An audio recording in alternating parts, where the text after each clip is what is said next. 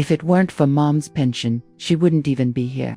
That's what my son, Harlan, said casually from across the kitchen while scrolling on his phone, as though stating an undeniable fact, utterly emotionless.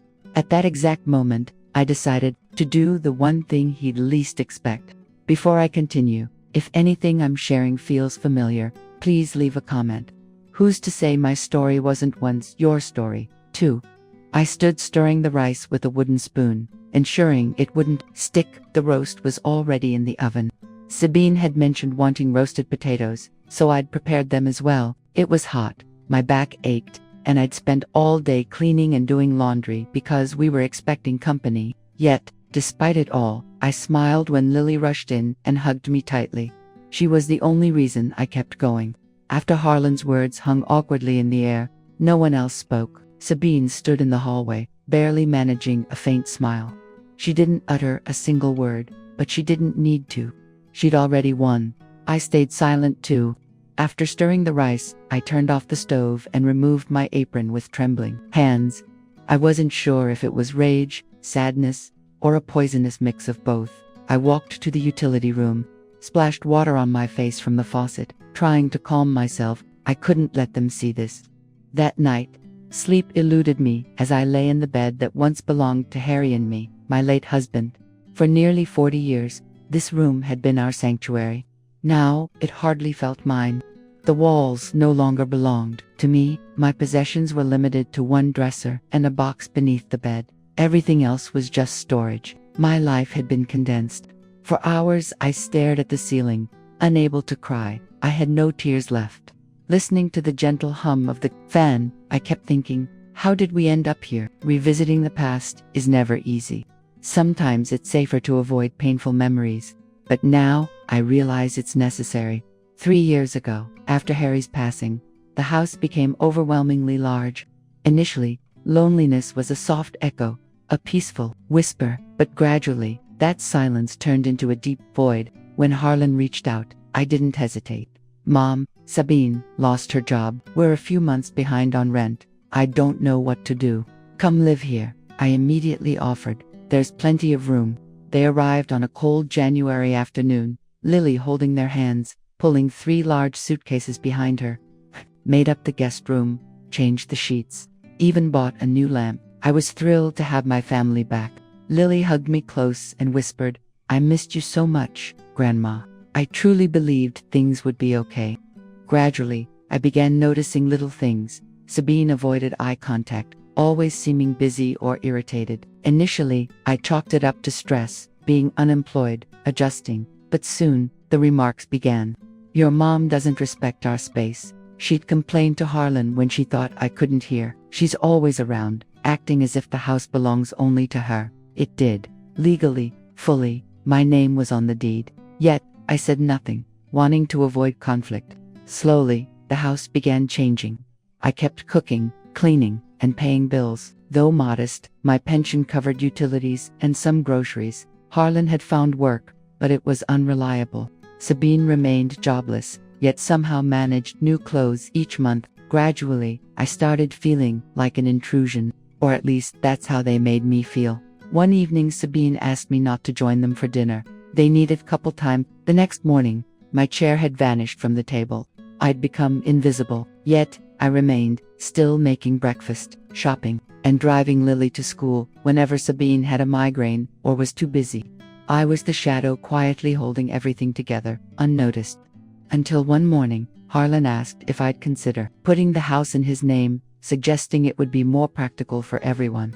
If something happened to me, things would be simpler. I stared at him for a long while, and then I did it. I visited the notary, signed the papers, handed over everything, and trusted him. It never crossed my mind they'd use it against me. A month later, they shrunk my room. My private bathroom became shared. My independence disappeared. I faded into the background. No one asked about my feelings, and no one listened to me, except for Lily. She remained my little ray of sunshine. Every night, despite Sabine's irritation, Lily sneaked into my bed, sharing stories about school, drawing flowers, and telling me she loved me. She was my only reason for staying, even though I had nowhere else to go. I'd already given everything away. The night Harlan made his comment, I finally understood it wasn't a slip-up or an offhand remark. It reflected exactly what he felt and believed, and at that moment, for the first time in years, something inside me broke, not from sadness, but from clarity. Quietly, I went to the kitchen while everyone slept and sat by the cold oven. I glanced at the pot of rice, still warm. Then I grabbed my old recipe notebook and wrote one simple sentence: I deserve more than this. The next morning, I woke up early, brewed coffee, combed my hair, and put on the blue dress Harry had always said made me look like a summer sky. I walked out the door without saying a word, without asking permission, carrying no suitcase, only purpose. I didn't go far, with no particular destination, yet my feet instinctively knew where to take me. Sometimes, the body moves ahead of the heart.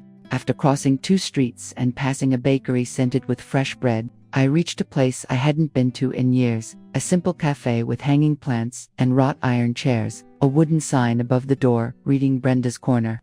I hesitated briefly but went inside. Brenda sat behind the counter, flipping through a magazine, her hair twisted into a messy bun, glasses perched on the end of her nose. She looked up and frowned momentarily, trying to place me, then her eyes widened. "Mavis," she exclaimed, her smile instantly bringing back a piece of my youth. My God, what a surprise. I didn't know how to respond. My hands trembled. Brenda had been my best friend when we were younger, inseparable until life led us down different paths. She traveled, studied abroad, married a Chilean man, then divorced him. I stayed in our neighborhood, married Harry, raised Harlan, and spent my life managing our home. She lived 1,000 adventures. I went in circles, but in that instant, it felt as if no time had passed. We hugged, like we'd just seen each other yesterday. "What brings you here?" she asked, pouring me a cup of coffee without waiting for a response, sensing exactly what I needed. "I don't know," I admitted honestly. "I just had to get out of my house." "Then you've come to the right place," she said, motioning toward a table near the window. "Here, nobody rushes you, nobody expects anything, and the coffee's always hot." We sat down, and I began to tell her bits of what had happened. Not everything, not yet, but enough for her to see something had shattered within me. Brenda listened, quietly, her only reaction a slight frown when I mentioned Harlan's comment. Then she sat silently for a few seconds. "You know what?" she finally said.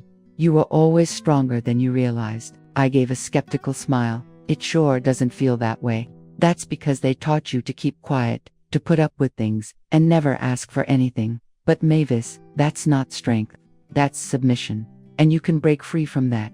I didn't respond, but her words took root inside me. I got home before noon, and Sabine glanced up from the couch, frowning. "Where were you?" "Just went for a walk, without telling anyone." Harlan was worried. That was a lie. He hadn't even noticed my absence. But I stayed quiet, went upstairs, closed my door, and lay down. Soon Lily came in. "Grandma, are you okay?" "Yes, sweetheart. Just a little tired." She cuddled next to me, her warmth soothing. She told me about a drawing she made at school of a woman wearing a cape flying over a city. "She's a superhero." I named her Blue Mavis. "After me, of course. You're my hero." I didn't cry, but my throat tightened. That night, while everyone slept, I wrote another sentence in my notebook: "I don't need permission to start over." The following days felt different. I was still me, yet something had shifted. I no longer jumped immediately when Sabine demanded things. I stopped rushing to set the table or compliment the food right away. It wasn't defiance. It was dignity. Small acts of quiet resistance that went unnoticed, at least initially. One Thursday afternoon, I returned to the cafe. Brenda was waiting with scones and 2 cups of coffee. Sitting out on the small patio, she told me about her travels and how she'd opened the cafe after her divorce using savings and a small inheritance. She shared old pictures, and we laughed a lot. I felt alive again. "Why not come by more often?" she asked. "You could even help with some recipes. I remember you're an amazing cook. Work here. Think of it less as work and more like taking back control." I went home feeling a mixture of excitement and anxiety. That night at dinner, I casually mentioned, "I stopped by my friend's coffee shop today." She invited me to help out in the kitchen. Harlan didn't glance up, nor did Sabine work. "At your age?" "Yes, why not?" "Because you don't have to. You have your pension. And besides, who will watch Lily when we're busy? Lily's 12. She can handle getting to school herself. And I need something of my own." Silence filled the room. No one supported me, but they didn't forbid it either. So I returned to the cafe. Those first few days, I felt awkward, slow, out of place. But Brenda encouraged me. She taught me to operate the cash register, use the new coffee machine, and arrange displays. She even let me decorate a corner with items I'd kept stored away at home: a pendulum clock, my mother's antique teacups, a vase filled with dried daisies. Customers began dropping in, intrigued by this cozy spot full of memories.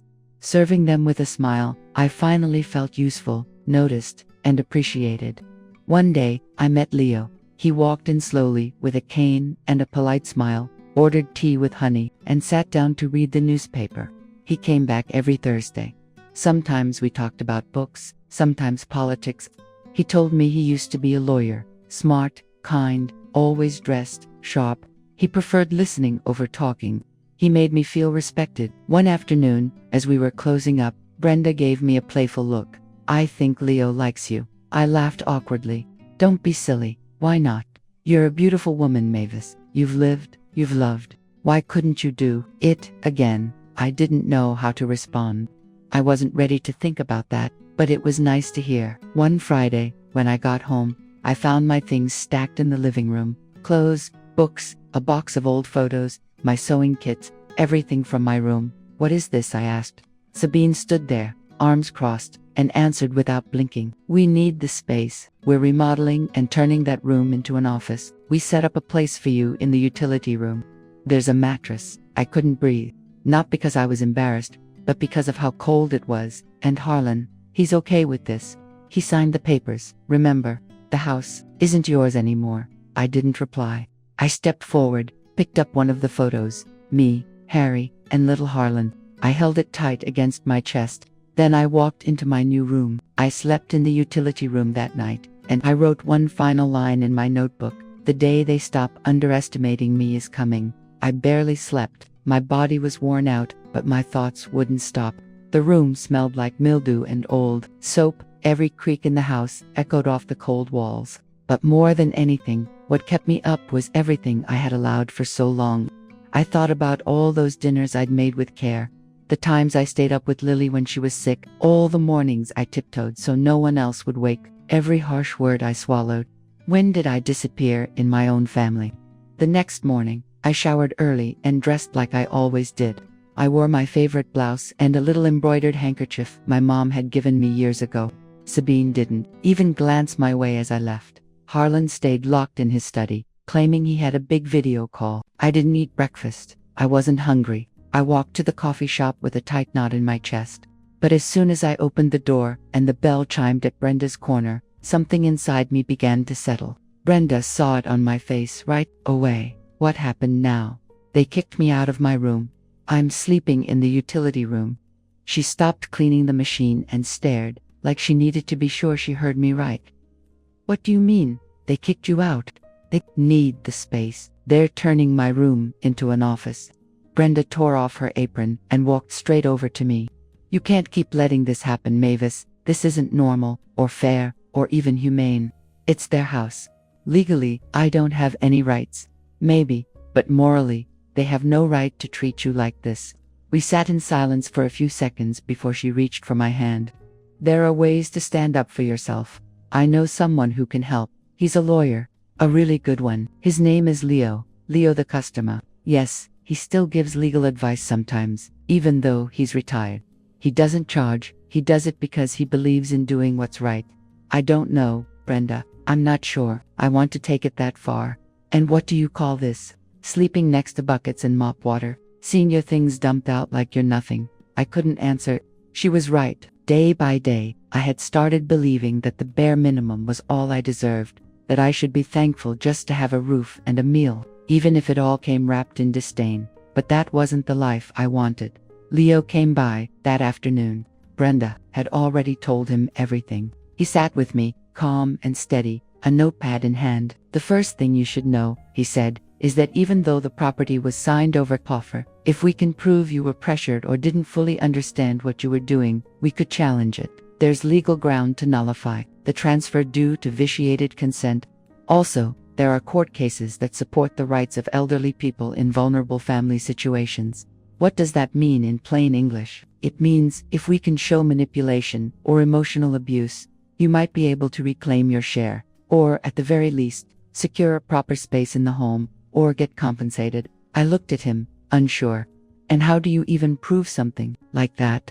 With witnesses. Your notebook, for starters. If you've kept records, that's powerful. And if Lily supports you, that could make a difference too. My stomach tightened. I didn't want to involve my granddaughter, but I knew she was already part of this, just by loving me. I thanked Leo and told him I'd think it over. That night, I came home ready to speak with Harlan. I waited until Sabine shut herself in their room and found him in the kitchen pouring a glass of water. I need to talk to you. Not now, Mom. I'm tired. No. Now, because if I don't say this, I'm going to get sick. Harlan turned to me like I was a stranger. What is it? This whole thing hurts. It hurts that I gave you my home, my memories, everything I built, and now I'm sleeping in a storage closet like I don't matter. It's not like that. Yes, it is, and you know it. I never asked for anything in return. I just wanted to be here, help out, take care of Lily, but you kicked me out of my room like I meant nothing. Harlan clenched his jaw but said nothing. After a moment, he walked off without a word. The next day, I sat with Lily out in the yard. She was holding a storybook, but she could tell something was off. What's wrong, Grandma? I need to do something important, sweetheart, and I might need your help. Her eyes lit up. Anything. Could you write down on a piece of paper how they treat me here? I know you've seen everything. She lowered her eyes. Is this for a lawsuit? Not necessarily. But I need proof to protect myself. Lily slowly nodded, then pulled me into a hug. I don't want you to leave. I won't leave without a fight.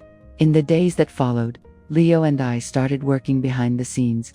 He showed me how to document every detail, how to speak without my voice trembling, how to meet someone's eyes and not look away. Brenda stood by me through it all, adjusting my shifts at the coffee shop, offering advice, and, most of all, just being there. I never felt alone. One afternoon, I came home to find my sewing kit tossed to the floor. Some needles were snapped, threads spilled everywhere, my scissors rusted. That kit meant the world to me. I picked up each piece carefully and sat down in my corner without a word. That night, I knew what I had to do. The next day, I brought all my papers to the coffee shop. Leo went through them, his eyes scanning every word. Then he looked up. We're ready. Just tell me when. Legally, I don't have any rights. Maybe, but morally, they have no right to treat you like this. We sat in silence for a few seconds before she reached for my hand. There are ways to stand up for yourself. I know someone who can help. He's a lawyer. A really good one. His name is Leo. Leo the customer. Yes, he still gives legal advice sometimes, even though he's retired. He doesn't charge. He does it because he believes in doing what's right. I don't know, Brenda. I'm not sure. I want to take it that far. And what do you call this? Sleeping next to buckets and mop water. Seeing your things dumped out like you're nothing. I couldn't answer. She was right. Day by day, I had started believing that the bare minimum was all I deserved, that I should be thankful just to have a roof and a meal, even if it all came wrapped in disdain. But that wasn't the life I wanted. Leo came by that afternoon. Brenda had already told him everything. He sat with me, calm and steady, a notepad in hand. The first thing you should know, he said, is that even though the property was signed over offer, if we can prove you were pressured or didn't fully understand what you were doing, we could challenge it. There's legal ground to nullify the transfer due to vitiated consent. Also, there are court cases that support the rights of elderly people in vulnerable family situations. What does that mean in plain English? It means, if we can show manipulation or emotional abuse, you might be able to reclaim your share, or, at the very least, secure a proper space in the home, or get compensated. I looked at him, unsure. And how do you even prove something like that? With witnesses. Your notebook, for starters. If you've kept records, that's powerful. And if Lily supports you, that could make a difference too. My stomach tightened. I didn't want to involve my granddaughter, but I knew she was already part of this, just by loving me. I thanked Leo and told him I'd think it over. That night, I came home ready to speak with Harlan. I waited until Sabine shut herself in their room and found him in the kitchen pouring a glass of water. I need to talk to you. Not now, Mom. I'm tired. No. Now, because if I don't say this, I'm going to get sick. Harlan turned to me like I was a stranger. What is it? This whole thing hurts. It hurts that I gave you my home, my memories, everything I built, and now I'm sleeping in a storage closet like I don't matter. It's not like that. Yes, it is, and you know it. I never asked for anything in return. I just wanted to be here, help out, take care of Lily, but you kicked me out of my room like I meant nothing. Harlan clenched his jaw but said nothing. After a moment, he walked off without a word. The next day, I sat with Lily out in the yard. She was holding a storybook, but she could tell something was off. What's wrong, Grandma? I need to do something important, sweetheart, and I might need your help. Her eyes lit up. Anything. Could you write down on a piece of paper how they treat me here? I know you've seen everything. She lowered her eyes. Is this for a lawsuit? Not necessarily, but I need proof to protect myself. Lily slowly nodded, then pulled me into a hug. I don't want you to leave. I won't leave without a fight. In the days that followed, Leo and I started working behind the scenes. He showed me how to document every detail, how to speak without my voice trembling, how to meet someone's eyes and not look away. Brenda stood by me through it all, adjusting my shifts at the coffee shop, offering advice, and, most of all, just being there. I never felt alone. One afternoon, I came home. Lily came with me to the first hearings. Telling strangers my story was both humiliating and freeing. I laid it all out. How I gave them the house out of love. How they slowly edged me out. How I faded from the life I once built. Lily wrote a letter that we submitted to the judge. Her words were so honest, so raw, the court clerk had to look away. Leo read it aloud. Steady and strong. My grandma has always been there for me. She took care of me when no one else could. I saw when they left her out, when they stopped talking to her, when they pretended she didn't exist. I don't understand why anyone would treat the person who gave us everything like that. That was when I realized my granddaughter had more backbone than most grown-ups. I smiled at her from the witness stand. She was in the back, eyes bright, meeting mine. Brenda, through it all, never let me fall. She lifted me when I felt like giving up. She reminded me of who I used to be. One afternoon, she took me on a walk through the park. She opened up about her own story, how she traveled alone at 50, how she made choices that put space between her and her family, how some wounds take a long time to heal. Freedom doesn't come all at once, Mavis, she told me. You build it, and it hurts. But once you reach it, there's no going back. That line stayed with me. One morning, we got the notice for a settlement conference. It was the last shot at an agreement before a final judgment. My heart was heavy. Leo said if Harlan agreed, we could write everything down. My own room, open access to the house, respect, and a part of my pension kept for me. We waited in a small courthouse room. They showed up late. Sabine strutted in like she'd come from a party. Harlan looked worn out. The mediator explained the offer. Sabine shot up from her chair, furious. This is blackmail. It's a settlement, Leo replied, cool and even. It's voluntary. No one's forcing anything. But if you don't sign, we go to trial. Then the judge decides. Harlan swallowed hard. He looked at me, and for a second, I thought he might say yes. But Sabine touched his arm and whispered something. He dropped his head. We don't accept. The mediator nodded. Then the trial will proceed. We walked out without saying a word. That night, in silence, I packed a small box with the few things that still mattered to me.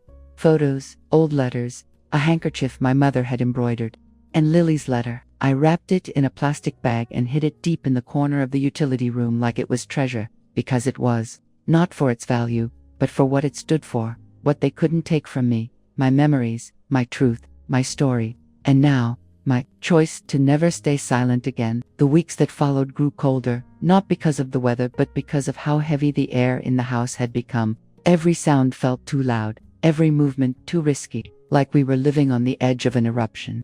I moved quietly, carefully, like my footsteps might set something off. Sabine made it her mission to show me I had no control left. She changed the lock on the hallway bathroom, so I had to use the one in the utility room. Even though it didn't have hot water, she put a padlock on the pantry where they kept basic groceries, leaving me with stale bread, plain rice, and bitter, watered-down coffee. I didn't complain, I just wrote it all down. Leo had told me to keep track of every little act of cruelty. I had a notebook, hidden between old books, where I recorded dates, words, actions. I wasn't some quiet, helpless woman anymore. I was a witness, calmly collecting proof. Meanwhile, Lily started rebelling. She stayed overnight at her friend Anna's to avoid the tension. She asked her dad if she could sleep at Brenda's sometimes. Harlan said yes at first, but Sabine shut it down. She claimed Brenda was poisoning my mind and didn't want her daughter influenced by a crazy old woman. Lily stood up to her. She raised her voice in a way I'd never heard before. Sabine slapped her. I saw it happen through the half-open door. I rushed to Lily, pulled her into my arms, shielded her like she was still a little girl. Sabine screamed at me to stay out of it, said it wasn't my place. Harlan came down late. By then, Lily had already locked herself in her room, and my hand was shaking over my chest. He didn't say anything. No blame, no comfort. Just looked at Sabine like someone staring into a fire they couldn't put out. The next day, Lily didn't go to school. She stayed with me out in the yard, quiet in the shade. I made her hot chocolate, like I used to when she was small. She asked me if I'd ever been happy. I said yes, many times, though it was hard to remember now. She gave me a sad little smile. I want you to be happy again, Grandma. Maybe that's not for me anymore, honey. Yes, it is. You just have to believe it. That night, I wrote in my notebook, Lily still believes in me. I have to start believing in myself again. A few days later, we got notice from the court. The trial date was set. Leo called to explain what would happen next. Hearing the actual date made me shake, not from fear, but from knowing that this wasn't just about a house. It was about my dignity, my place. Harlan and Sabine got the letter through the mail. I didn't say anything, neither did they. They went into their bedroom and stayed in there for hours, whispering. That evening, Sabine left without saying where she was going. Harlan sat alone in the kitchen. I saw him, hunched over, head in his hands, like the whole world had just landed on him. I walked over, not because I felt sorry for him, but because I needed to. Are you okay? I asked. He looked up. His eyes were red, like he'd been crying, or hadn't slept in days. I don't know how we got to this, Mom. Yes, you do. You just don't want to admit it. She told me you wanted to take the house from us, that you were going to leave us on the street. And you believed her. I don't know. I sat across from him, and the silence between us weighed more than anything either of us could say. Harlan, I'm not out for revenge. I'm not trying to destroy your life, or Lily's.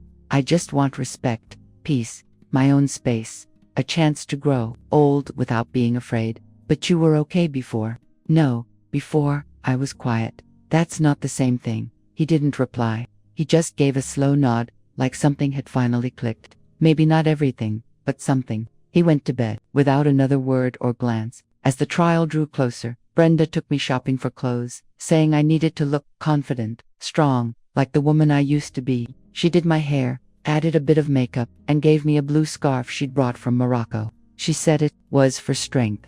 That morning, when I looked at myself in the mirror, something had shifted. I looked taller, steadier, more present, like I was finally starting to see myself again. At the courthouse, Leo was already waiting, briefcase in hand, calm as ever. His presence settled my nerves.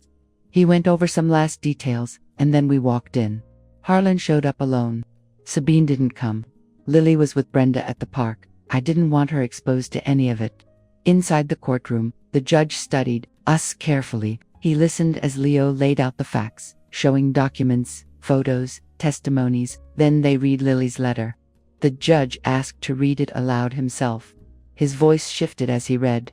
He paused a few times, like the words were heavy and needed space to land. Harlan kept his head down. He stayed silent until it was his turn to speak. Then he apologized. No excuses, just a quiet, honest apology. He admitted his silence, his emotional distance, the way he stood by while I faded out of my own life. My mother doesn't deserve to live like this. I failed as a son. I recognize that. The judge looked him in the eye. Are you willing to fix that? Harlan nodded. The judge took his time, then delivered his ruling. Harlan was ordered to return my private room, give me full access to the shared parts of the house, respect my independence, and reinstate my control over part of my income. Sabine received a formal warning. Any future aggression would bring criminal consequences. I left the courthouse without speaking. Leo walked me to the exit. Brenda and Lily were waiting outside. My granddaughter ran to me and wrapped her arms around me so tightly. I felt something inside me realign. You won, Grandma. No, honey. I just got back what I should have never lost. That night, I came home with my head high. Harlan met me at the door and offered me tea. He didn't say much, but his actions were different. Sabine wasn't there. She'd gone to her mother's, angry about the verdict. I didn't know if she'd be back. I didn't care. I slept in what used to be my room. It was clean, everything in place, my belongings back where they belonged. I lit a candle, said a silent prayer, and for the first time in what felt like forever, I fell asleep without fear. In the weeks after the trial, the house felt different. The air wasn't as heavy, and while things weren't perfect, at least the constant tension was gone. Sabine didn't come back right away. Harlan said she was taking time to think. Figured she was trying to manipulate things from a distance. I didn't comment. I was done being the go-between, the quiet one. I was now a woman who had made the decision not to accept mistreatment from anyone, ever again. Harlan started showing small signs of regret. He'd ask if I needed anything before leaving the house, invite me along for grocery runs. He even cooked once or twice, something he'd never done before. I accepted with care. It wasn't bitterness that kept me guarded. It was the understanding that kindness doesn't cancel out damage. Years of being overlooked don't vanish with a few nice gestures. Lily, on her end, became even closer to me. She helped sort through my things and spent long afternoons by my side, talking about everything and nothing. She'd ask me to tell her stories from when her dad was a kid, and as I brought those memories to life for her, I started piecing back together the parts of my own past that had been buried or broken. One afternoon, while we sat outside sipping hot cocoa, she said something that stuck with me. I used to think adults couldn't change, that if someone was selfish or cruel, they'd stay that way forever. But you changed, Grandma. You got stronger. Maybe I didn't change. Maybe I just went back to being who I was before I let myself be extinguished. Then I can change too, right? I took her hand, her eyes had a kind of depth I hadn't seen in her before. The look of a child beginning to understand the message of the world. I told her yes, we can all change, but it starts with courage. And she already had that. A week later, Sabine came back. She walked into the house without a word, her jaw tight, eyes glued to the floor. Harlan hugged her like nothing had happened. I said nothing. She passed by me like I was invisible. In her mind, she still couldn't accept that I'd actually gained anything. She still thought she was untouchable. But everything had shifted. Whenever she tried to lay down the law, Harlan would step in, not with yelling, but with a steadiness he didn't used to have. He told her that things were different now, that she had to respect the boundaries, not just legal ones, but human ones. Sabine would glare at him, seething, but she stayed quiet. She knew any wrong move could cost her. The tension crept back into the house, but now it wore a mask. Sabine didn't yell or confront me directly.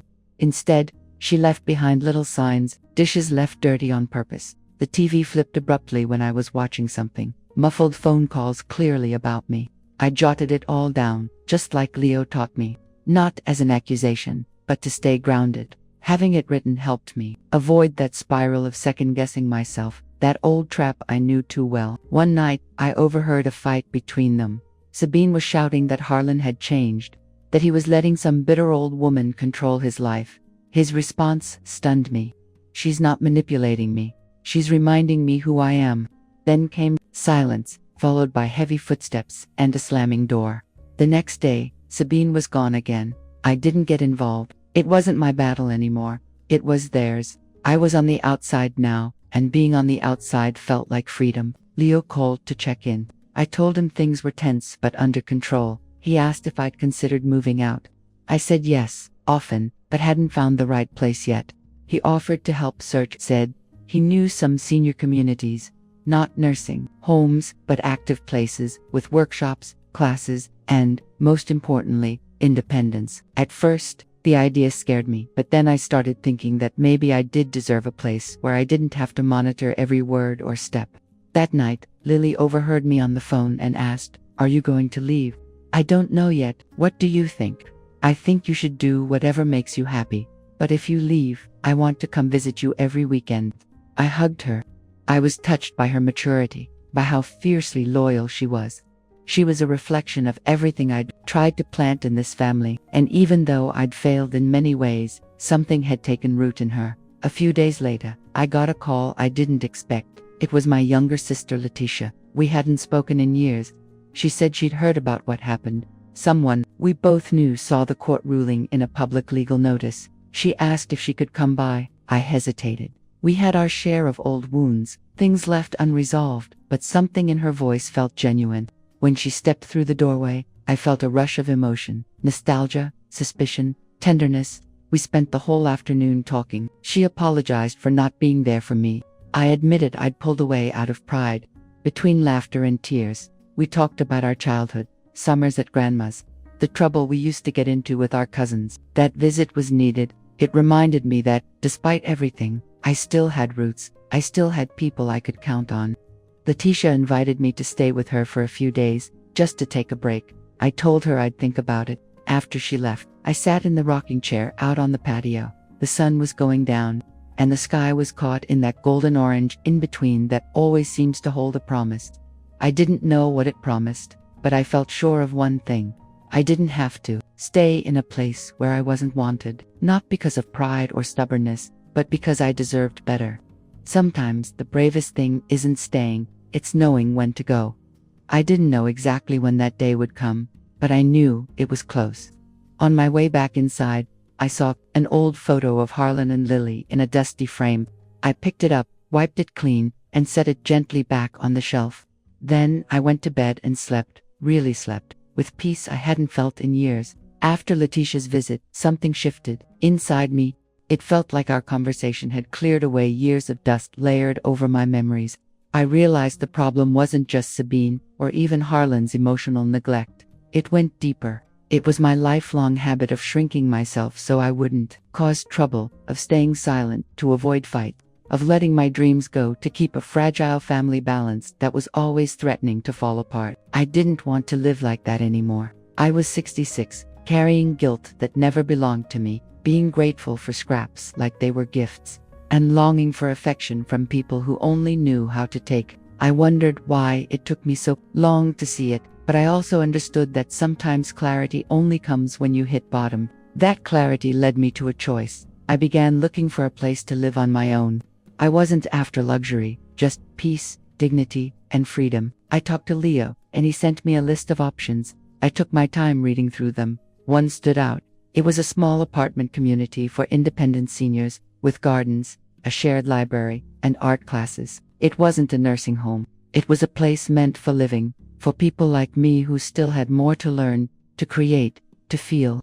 Just imagining myself there gave me butterflies. I told Lily. She stayed quiet for a moment, then hugged me with tears in her eyes. She told me she was proud of me. She said she used to think grandmothers were just there to care for everyone else, but now she saw that they deserved to take care of themselves too. That night, I slept with a new kind of peace. I didn't dream about the past anymore. I dreamed about the future. Sabine came back a few days later, this time quieter, more distant. Maybe she'd accepted that things had changed. She didn't argue, didn't try to control anything, but she didn't come near me either. It was like I didn't exist to her. She looked at me like I was some strange puzzle she couldn't figure out, how I could sit there so calm, so settled.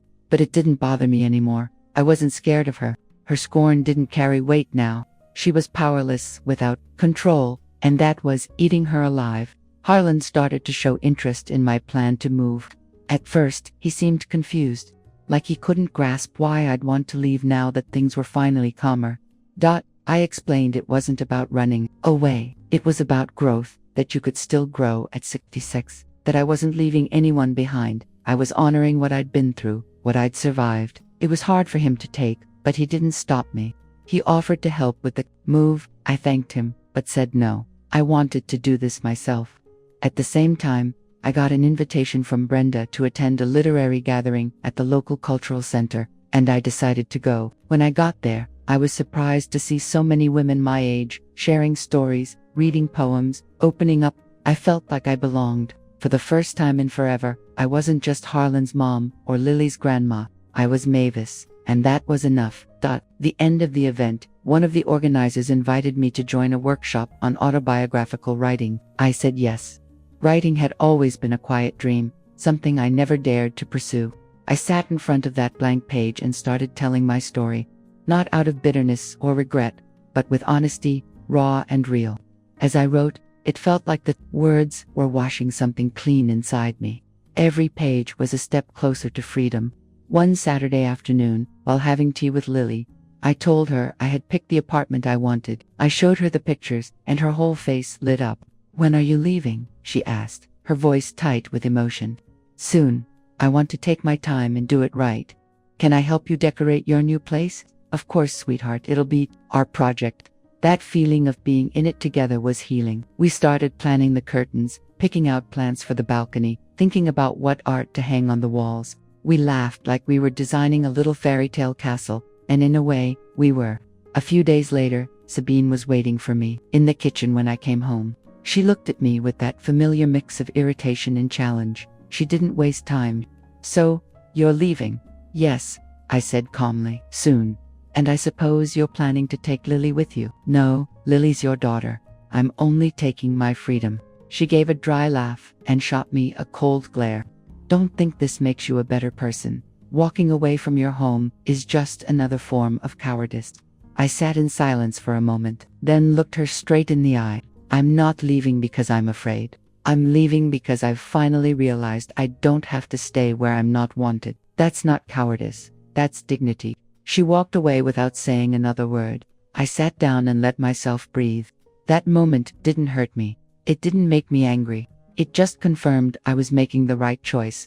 The next day, I began packing. Lily jumped in, full of energy. We sorted through books, old photos, memories tucked into drawers. Every object had a story, but I wasn't clinging to them with sadness. It was a release. I wasn't just leaving a house. I was letting go of everything I had endured within it. Harlan would pass by now and then, watching quietly. I could see it was hard for him, but he kept a respectful distance. One night, as I organized my papers, he walked over. "I know I wasn't the son you deserved. I don't want you beating yourself up, Harlan. What matters is what you choose to do from here on out. Will you forgive me?" "I don't need to forgive you. I just want you to be better. For yourself, for Lily." We hugged. It was awkward, brief, but it was real. Everything was ready.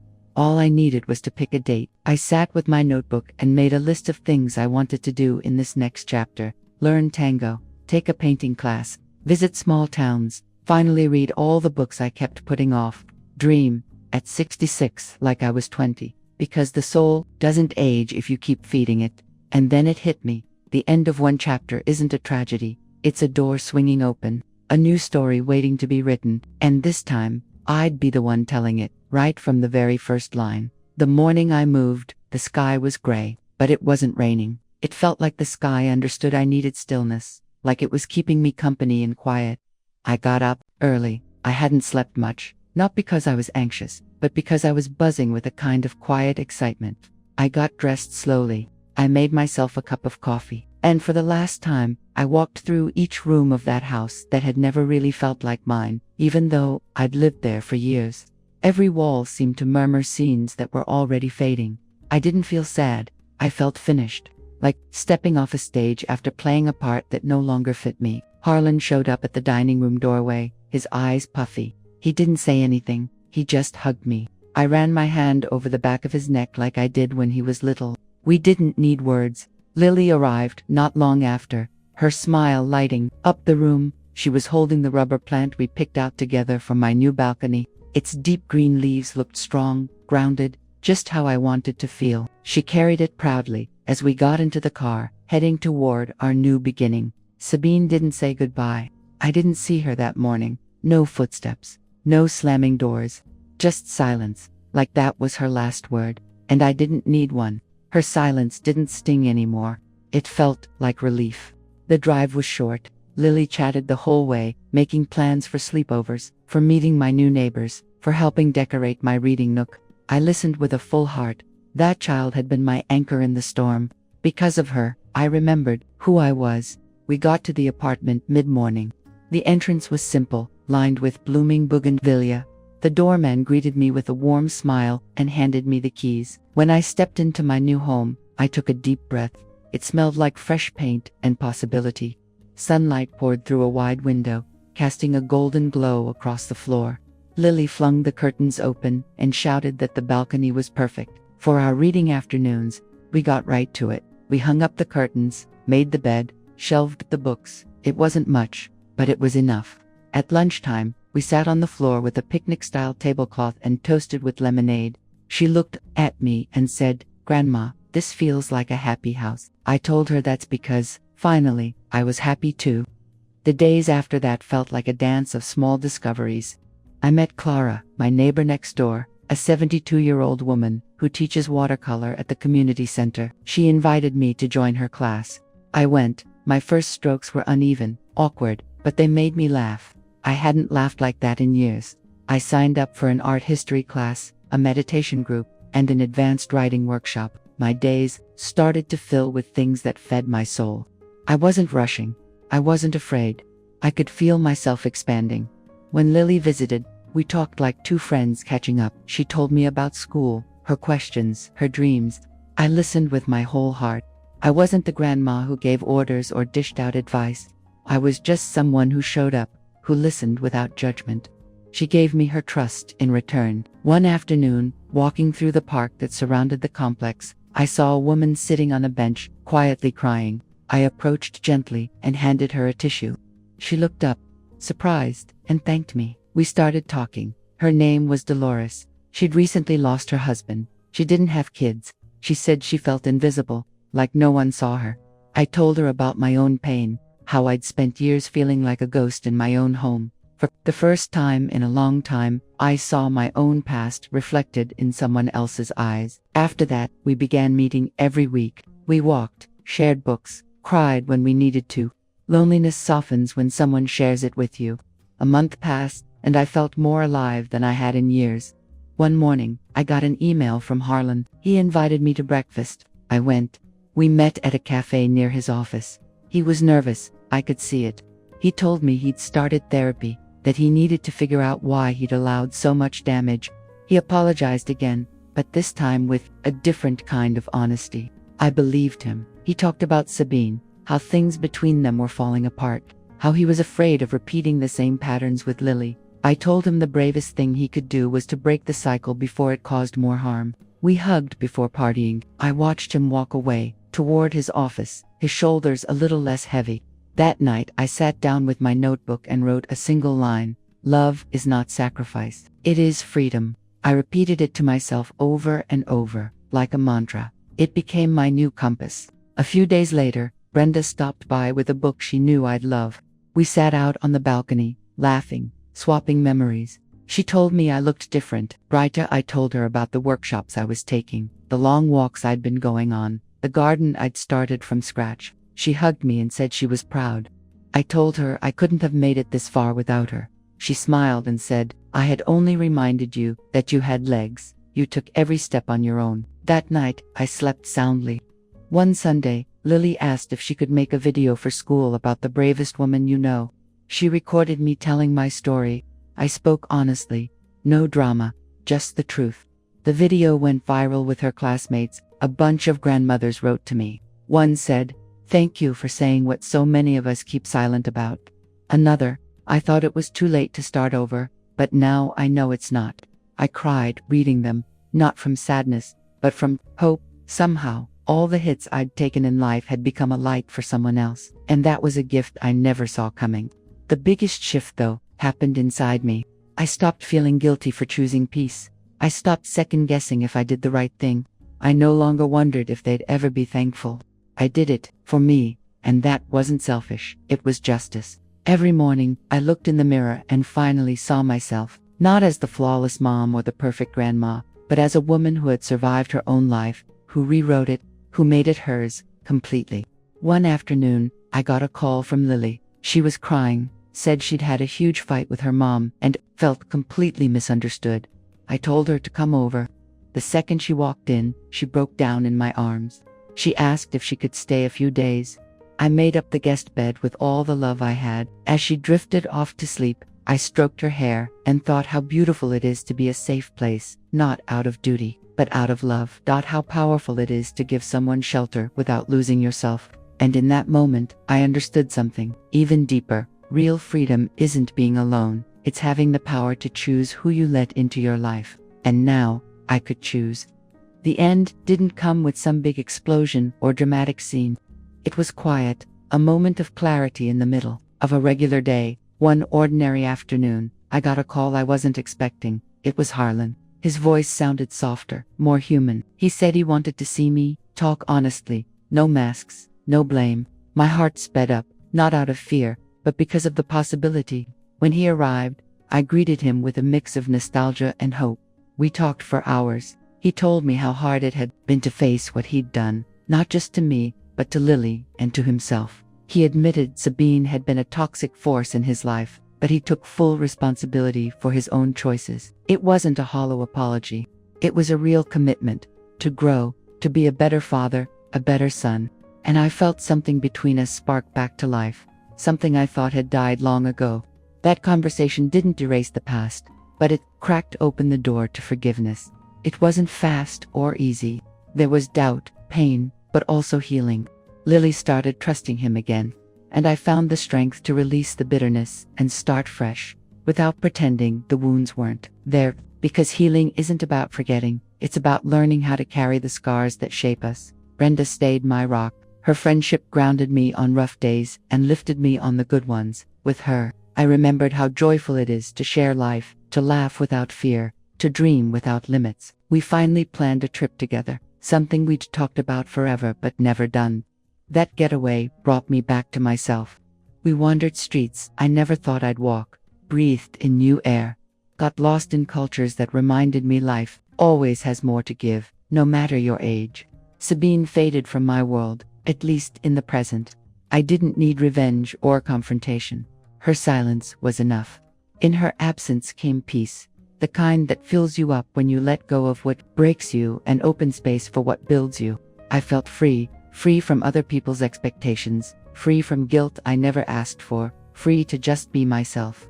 The balcony garden I planted grew sturdy, each leaf a quiet pledge and every blossom a small celebration. I tended it with my whole heart.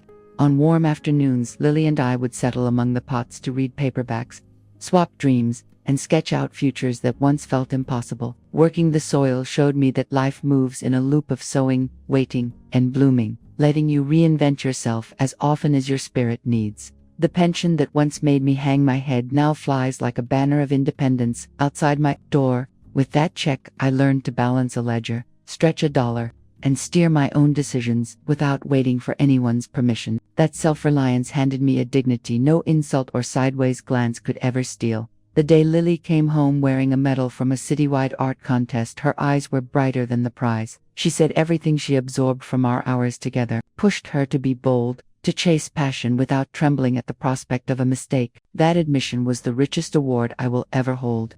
My real inheritance to her is not furniture or bank accounts, but a love that stays true and the proof that a fresh start is always on the table.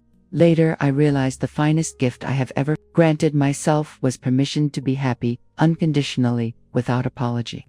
To define joy on my own clock and with my own compass.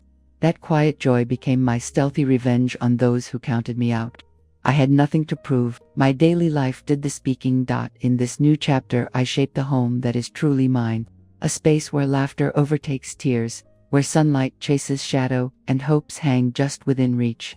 Where affection shows up in small yet mighty gestures, like a mug of tea waiting on the counter or a note tucked into a book. The address matters less than the pocket of calm I planted inside myself. My name is Mavis, and to every soul still hurting in silence behind their own door, I say this: never let your kindness become an excuse for others to trample on you. Remember that true love doesn't make you wither, it makes you bloom. That sacrifice should not be the cemetery where you bury your dignity, and that you, no matter who you are or how old you are, have the right to live a full life, to choose again, to rise up, to be loved. If it were you, if your own child turned away, if the people you cherish reduced you to a shadow inside the home you built, what would you do? Would you stay silent and slowly fade in the corner, or would you step into the light and reclaim the dignity of someone who has lived, loved, and given? I want to hear from you, because maybe your answer will spark a new life too. Leave your thoughts in the comments. Your voice matters.